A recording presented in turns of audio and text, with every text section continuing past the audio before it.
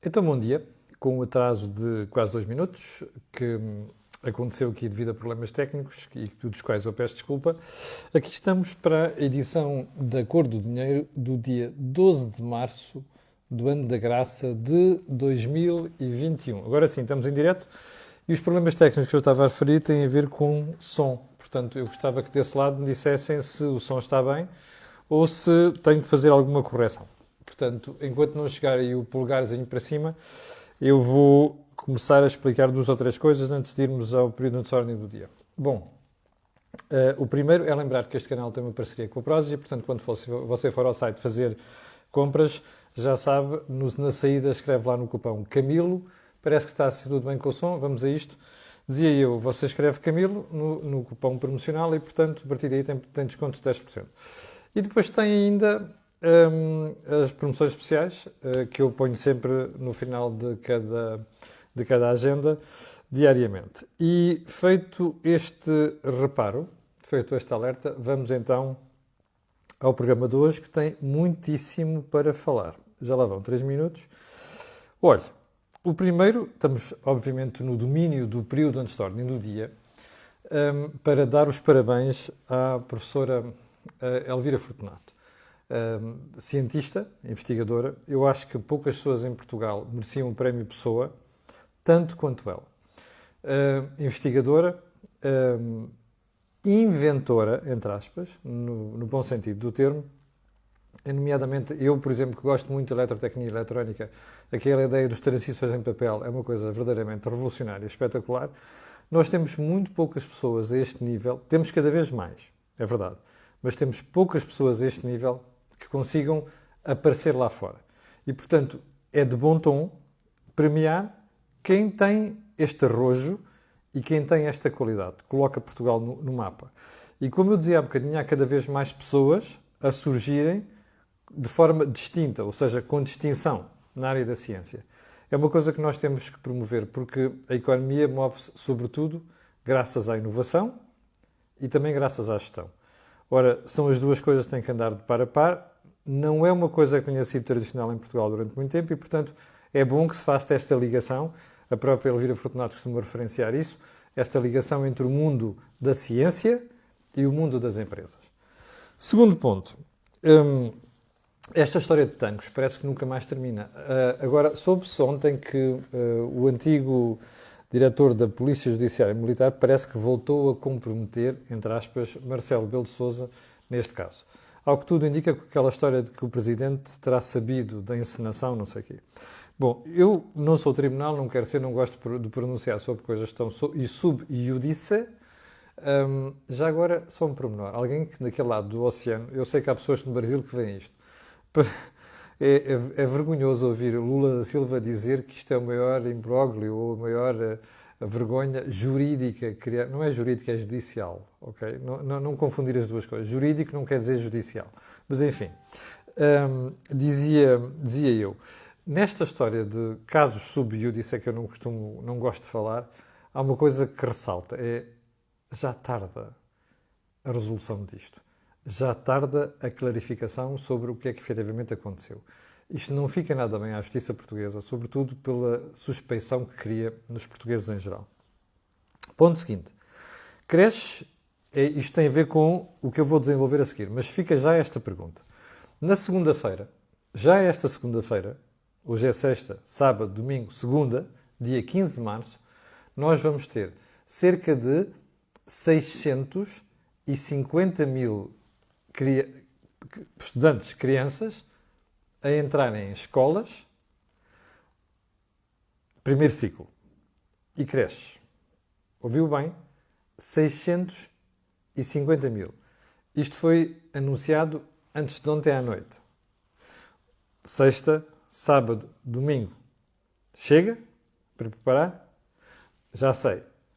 Alguém vai dizer desse lado, mas já se comentava. Comentar é uma coisa. Ouvir um plano da boca do responsável máximo por ele, que é o Primeiro-Ministro, é outra. Portanto, não sei se ficará bem, nem sei se as escolas e as instituições terão tempo para se preparar para nós chegarmos a segunda-feira descansados.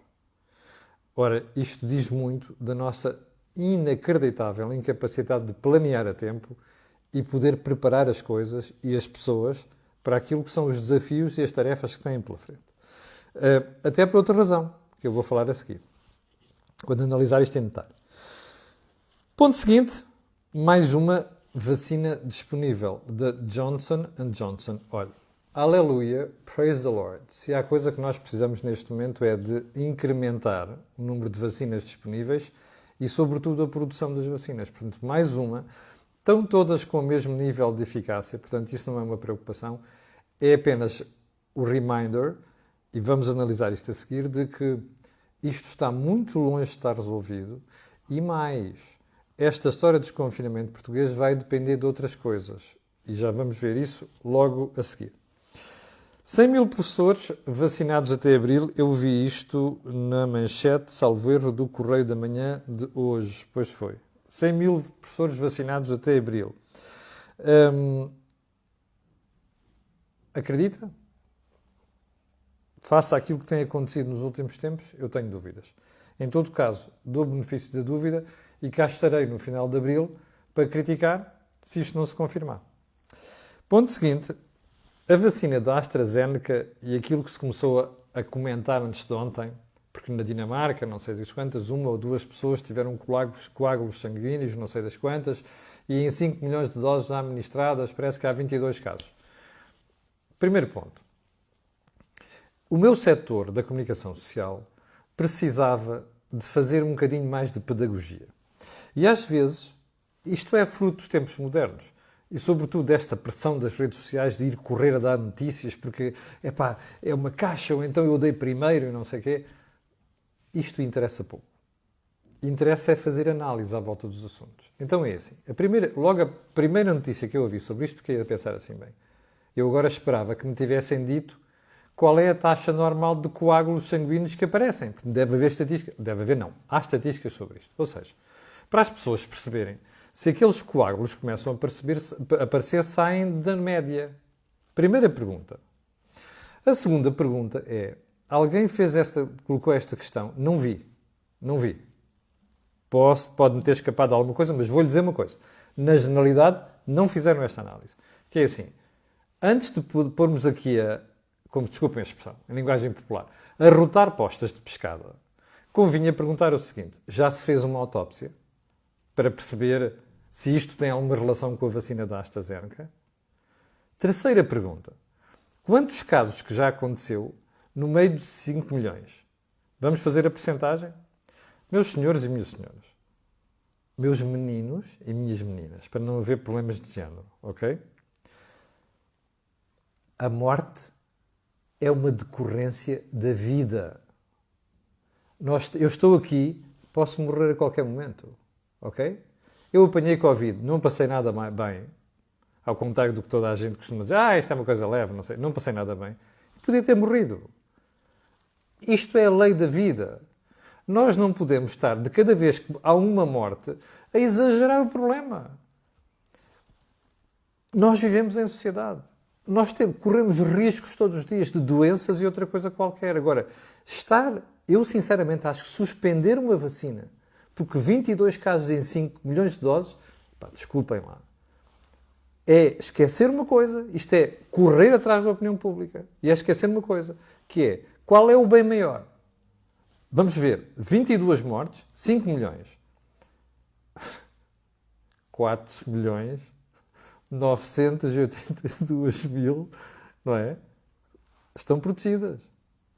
Capiche? Faites la liaison. Isto é que nós temos que pensar. Vai haver sempre problemas. Vai haver sempre casos. Não se esteja a anatemar, desculpe-me o verbo, uma vacina por causa de 22 mortes. Depois das autópsias, se perceber que há ali um problema, sim, vai-se fazer investigação. E mesmo assim, não sei se devia suspender, nem nesse caso. Mas pronto, fica a reflexão.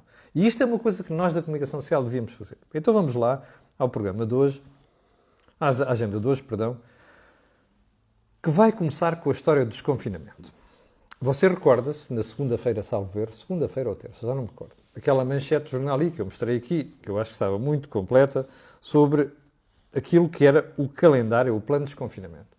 Eu ontem estava a ouvir o Sr. Primeiro-Ministro e fiquei a pensar assim, bom, isto é igual. Então vamos lá ver. E vamos ver se é mesmo igual. Segunda-feira, próxima segunda-feira, 15 de março, reabrem creches, jardins de infância, primeiro ciclo. 2. Lojas de comércio local de bens não essenciais para venda ao postigo e livrarias. Praise the Lord, livrarias. 3. Podem ser retomadas as atividades de cabeleireiro, barbearia e similares. Eu não preciso, felizmente. Eu corto o cabelo sozinho. Segunda fase, 5 de abril. Remember? 15 de março, 5 de abril. 20 dias. Reabrem primeiro, segundo e terceiro ciclos. Aqui é uma redundância. Ou melhor, reabrem segundo e terceiro ciclo. 2. Lojas com porta para a rua até 200 metros quadrados. Só não percebo uma coisa, porque é que as portas dos centros comerciais com porta para a rua não abrem. Mas enfim. 3. Esplanadas de restaurantes, cafés e pastelarias. Não mais de 4 pessoas em conjunto. Ok? Número 4. Museus, galerias e outros. Praise the Lord. 19 de abril, terceira fase. Abre ensino secundário, em geral, e superior. Ouviu bem? 19 de abril. Ou seja, 14 dias depois. 2. Teatros e auditórios. Praise the Lord. 3. Lojas de cidadão. Eu, sinceramente, acho que deviam ser das primeiras a abrir. Mas pronto. Eu estou sem bilhete de identidade, sem cartão de cidadão. Caducado há uma porrada de meses, percebe? 4. Restaurantes, cafés e pastelarias podem ter serviço de mesa no interior com não mais do que 4 pessoas. 5. Eventos no exterior com lotação definida pela DGS. Isto vai dar uma polémica a este ponto. Olha, futebol, como é que é? Festivais, essa coisa toda. Vai dar uma polémica do caraças. Aguardemos. 6. Casamentos e batizados com 25% da lotação dos recintos. Já é difícil escolher convidados para um casamento. Agora, então ainda vai ser mais complicado. 3 de maio, última fase. Reabrem restaurantes, cafés e pastelarias com serviço de mesa no seu interior. Grandes eventos exteriores e interiores com lotação definida pela GGS. Vai dar uma bernarda brutal. 3. Casamentos e batizados com lotação de 50%. Ok? Bem. Agora vamos às perguntas. Deixe-me só voltar aqui. Agora vamos às perguntas. O Primeiro-Ministro definiu isto como um abrir a conta-gotas. Vai ser? Bem, a gente olha para aquilo e vê de 15 de março até 3 de maio, caramba, são 2 meses. Parece que sim. Bom, não é bem assim. Se nós olharmos para os planos dos outros países, por exemplo, a Alemanha, mesmo a Inglaterra, houve aqui mais preocupação do que nós. Segunda questão. Vai correr bem? Não sei. Há uma coisa que me preocupa. E já vamos ver isto a seguir. O Primeiro-Ministro usou muito ontem o critério técnico dos especialistas, dos cientistas. Que aliás, já tinham desenhado aquilo. Tem 2 nomes. Raquel Duarte, pneumologista, e Nuno Felgueiras, professor Nuno Felgueiras. Acho que é assim. Que ele repetiu ad nauseam ontem. Mas já vamos a isso. Porquê que se abre o primeiro ciclo já na segunda-feira? O que se andava a fazer, os analistas, os especialistas, queriam só as creches. Bom, eu vou-lhe dizer porquê. O Governo tem um problema desgraçado com os pais das creches até ao primeiro ciclo. Porquê? Até aos 12 anos, os pais têm de ficar em casa com os filhos e o Estado está a pagar. A Segurança Social está a pagar. Isto é um dreno brutal no Orçamento do Estado. Nomeadamente da Segurança Social, mas o Orçamento da Segurança Social é um orçamento dentro do Orçamento do Estado, como você sabe. E, portanto, aqui a preocupação é, vamos minimizar a despesa. É certo que o Governo tem do seu lado todos estes analistas fantásticos que andaram dizendo nos últimos dias, vamos lá, abram isto, façam aquilo, não sei das quantas. Quando deviam estar preocupados com testagem. Está pronta ou não? Rastreio. Está pronto ou não? Bom, está a ver. É certo que o Primeiro-Ministro diz assim, se isto começar a aparecer, mostrou aquele quadrinho, vai do verde até ao vermelho, se isto começar a chegar ao vermelho, volta para trás, chegar ao amarelo, a gente revê algumas coisas, vai mais devagarinho, isto está tudo certo. E eu acho que isto fez muito, o Primeiro-Ministro esteve muito bem. Onde é que o Primeiro-Ministro não esteve muito bem? Bom, primeiro, eu acho que é temerária a ideia de ontem para segunda-feira abrir o primeiro ciclo. Começa logo por aí. Segundo, Eu acho que há aqui um erro grande. O governo devia ter feito era a testagem massiva primeiro nas escolas, chamar os meninos todos e as meninas, assim, vamos lá testar isto, e professores e auxiliares. Agora, quem tem positivo vai ficar em casinha e o resto vem para as aulas. E dali a 15 dias repete outra vez os testes. Ou seja, devia ter havido testagem massiva antes de haver regresso às aulas. Primeiro erro. Segundo, não sei se não é temerário esta história do primeiro ciclo já. Terceiro, a história da testagem massiva, que o Primeiro-Ministro diz ontem está tudo anunciado, está mesmo no terreno. Vai funcionar? Olha, eu tenho as maiores dúvidas. E isto é que me deixa de pelos em punta, percebe? Porquê? Porque se alguma coisa correr mal na história da testagem, ou seja, se nós não tivermos no terreno testagem massiva em condições, isto vai ser um sarilho. Mais rastreamento. Meus senhores, nós continuamos com 80 e tal % de casos sem saber de onde é que originou. E eu tenho um conhecimento de causa pessoal nisto. Quando eu fiquei doente, eu tive várias chamadas de instituições da DGS, do Saúde, do Ministério da Saúde, a telefonar-me. Não estavam coordenados. Eu tive que dizer uma vez à última senhora que me telefonou, desculpem, vocês não trocam impressões entre vocês? Percebe? Terceiro, aquilo foi só pergunta aqui, pergunta ali, percebe? Ou seja, falta rigor nisto. Uma vez quando ouvi o Filipe Freud, o médico, dizer epá, isto devia ser gente especializada. Eu também acho que devia ser. Nós não temos gente especializada a fazer rastreio. Portanto, eu estou otimista? Não. Estou otimista noutra coisa, é que desta vez, apesar de tudo, há mais preocupação do que houve noutras. Bem, isto é o plano dos técnicos, que nós vimos aqui no jornal, manchete do jornal IA, segunda-feira ou na terça? Não é. Não é, não. Primeiro, eles não recomendavam o primeiro ciclo. Ora bem, e agora aqui... Bom, e depois já a questão da testagem massiva.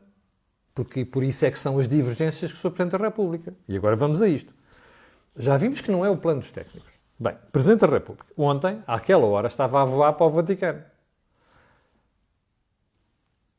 O Presidente da República não podia ter voado noutra altura. Podia. Isto é intencional. Não há dúvida, é intencional. Mas, pela primeira vez, em muitos dias, em muitas semanas e meses, desta vez o Presidente da República foi ostensivo. Deixou sair deliberadamente a informação de São Bento. Perdão, de Belém. Que diz que houve um jantar em privado. Olha, saiu um artigo no Público, saiu um artigo no Observador de ontem, e é muita coincidência. Esta informação saiu de Belém. Marcelo quer fazer saber aos portugueses que não está de acordo com aquilo. Safa-se. Se houver um problema, vai dizer, eu avisei. Ou então, desculpe, mas como vocês sabem, eu coloquei as minhas dúvidas, falei, eu disse na minha tomada de posse, disse no último discurso sobre o estado de emergência, atenção, há duas condições, que é testagem massiva e rastreamento. Isto não se acalculou, portanto desculpem, vão perguntar a quem anunciou aquilo. Ou seja, batata quente para o Primeiro-Ministro. Agora vamos ao Primeiro-Ministro. O Primeiro-Ministro, linguagem popular, lixa-se com isto. A gente vai pensar que sim, bom, um sarilho qualquer, o pessoal vai cair em cima do Costa. Você é que fez aquilo, o plano é seu, você é que anunciou não sei das quantas. Alto lá. António Costa é um fujão. Não vai querer assumir responsabilidades. E desta vez preparou-a muito bem. Que é assim, andou praticamente 2 meses à espera de um plano onde entalou os cientistas. Que é, vocês é que têm que me dizerem não sei das quantas. Agora estou confortável, vou anunciar. Bom, você dirá, está bem, mas há aqui coisas que os cientistas não dizem. Mas você acha que isso vai passar? Não, o spin do PS é fantástico. E do Governo também. Portanto, eu estou convencido que António Costa vai tentar fugir entre os pingos da chuva. E agora vem a parte pior. Eu contei, pelo menos, eu vinha a conduzir ontem, quando ouvi esta parte, eu contei pelo menos 4 vezes a referência do Primeiro-Ministro à doutora Raquel Duarte e ao professor Nuno Felgueiras. Eu fiquei impressionado no outro dia quando vi a Raquel Duarte na televisão explicar o plano. É que aquilo é coerente, faz sentido, tem lógica, do ponto de vista científico. Bom, mas eles foram citados pelo menos 4 vezes. Quer dizer o quê? O Primeiro-Ministro está a dizer assim, estão a ver onde é que isto vem? É dali. Eu vou dar um recado à doutora Raquel Duarte e ao professor Nuno Felgueiras, que não conheço de lado nenhum. Preparem-se, ok? Buckle up. Apertem os cintos, porque se isto ficar shaky, um bumpy ride, vocês estão na berlinda. E vocês vão perceber o que é lidar com a malta da política a partir de agora, se as coisas correrem mal. Portanto, disso podem ter a certeza. Bem, vamos deixar aqui a pandemia de lado, que eu acho que já chega de pandemia. Veremos isto nas próximas semanas. Eu, como lhe digo, se eu estiver enganado, não terei qualquer problema aqui a dizer que me enganei e que falhei na análise. Mas agora vamos para uma matéria conexa com esta, mas diferente, que é assim. Não sei se reparou, mas aí na página do Facebook pessoal, eu coloquei há bocadinho uma imagem que é uma imagem da capa da revista Focus Money, alemã. E então, desculpa lá. Deixa-me lá mostrar aqui, para aqueles que não viram. Inflation, se é em alemão. Inflation, não é? Em inglês. Gefahr. Perigo. E diz assim, os valores da inflação. 2, 3, 5 ou se calhar até mais por cento. Bom, isto é a preocupação do momento. É a preocupação do momento na Europa e é a preocupação do momento no mundo. E isto promete correr mal. A quantidade de dinheiro que está a ser despejada na economia corre o risco de provocar inflação. Inflação até 2%, ninguém fica preocupado com isso. Nem BCE, nem Banco Central Americano, ninguém. Acima de 2%, um sarilho. Bem, e o problema está aqui. É que ninguém sabe. É como aquela lâmpada de Aladim, está a ver? Você esfrega. Quando sai, depois para meter lá dentro é um problema. A última vez que nós tivemos um sarilho no mundo com isto foi nos anos 80. Eu ainda ontem falei com o Jorge Marrão sobre isto. O Jorge Marrão acha que os bancos centrais conseguem limitar isto. Ainda ontem a senhora Cristina Lagarde veio dizer nós vamos acelerar a compra de dívida no próximo trimestre, ou seja, para provocar a descida dos juros, e ontem eles desceram. Mas há aqui um pormenor. Eu sou daqueles que acham que os bancos centrais não podem fazer tudo nisto. Quando os mercados, os investidores, começam a desconfiar que a inflação pode subir, acabou. E, portanto, a pressão continua, mantém-se. E a pergunta é esta. O BCE pode infinitamente comprar a dívida dos países? Eu vou-lhe dar um exemplo e recordar isto. De 27 mil milhões de euros emitidos por Portugal no ano passado, 20 mil milhões foram comprados pelo BCE. Isto não pode continuar. Teoricamente, esta capacidade é infinita, porque eles é que imprimem dinheiro. Atenção. Até o dia em que os mercados começarem a desconfiar dos investidores que a coisa pode correr mal. E nessa altura os bancos centrais perdem o pé. E eu acho que nós devíamos começar a refletir sobre isto, mesmo como sociedade, agora, antes de depois termos um problema destes. Porque nessa altura vamos sofrer na pele. Mas é só uma reflexão de má língua. Olha, chegamos ao final do programa de hoje. Amanhã vai haver, naturalmente, Desejo Imediato com a doutora Maria do Céu Santo. Eu quero agradecer a todos, quero agradecer às 8.800 ou 900 pessoas que estão em direto e quero pedir a estas pessoas aquilo que peço sempre, que é colocarem um gostinho e fazerem partilha nas redes sociais. Eu já lhe disse que dentro em breve vamos começar a fazer diretos no YouTube. Já pedi às pessoas para irem lá subscrever e já agora carreguem na campainha também para serem avisados quando houver notificações, porque eu quero começar a fazer um teste que acho que o algoritmo do YouTube é muito mais sério, é muito mais certo e é muito mais correto do que é este do Facebook. Mas o alerta está feito. Bom, para os que vão os programas de fim de semana até ao fim de semana, para aqueles que só vêm a cor de dinheiro na versão matinal até segunda-feira às 8 da manhã. No fim de semana vai haver ainda um Deals on Wheels e vai haver dois. Um já foi gravado ontem, o outro vai ser gravado no fim de semana.